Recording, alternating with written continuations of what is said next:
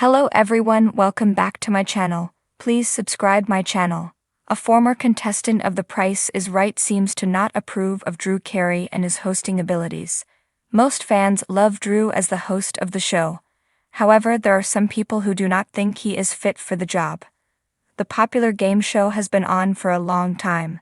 However, some think some changes need to be made to the show. Keep reading to find out more. Bob Barker retires. Bob Barker was a legend in the game show world. He was the host of The Price is Right, however he chose to retire. It seems that they were auditioning for hosts after filming or in between takes. There were 10 to 12 different hosting options. Mario Lopez was also one of the people who auditioned for the role.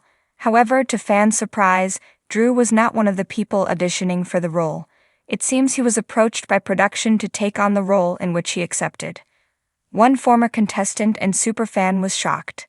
Since being the host, Drew has not won any Emmy Awards. Bob Barker had won 14. Former contestant doesn't approve of Carey. Ted Slauson is a superfan of the show. He also participated when Bob was still the host. However, he does not seem to approve of how Drew does things on the show. It's like he just is going to do things the way he wanted to do them, and it's like, okay. So that's why you'll see when people spin the wheel behind anyone, like it's the same over and over and over. And after a while, it's like, do something different. Everything is always the same. Next prize, please. I'm like, seriously, you can't come up with something different at least a couple times during the show. But I don't get paid the money, he gets paid, so. Yikes.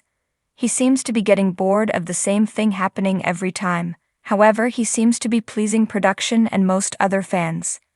It seems that Ted thinks something new needs to be done. Some other fans agree with that. Ted seems to think that Drew does the same things over and over again.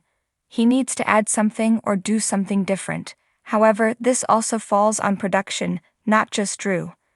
While the show does not plan on getting rid of Drew anytime soon, Ted is hoping they do.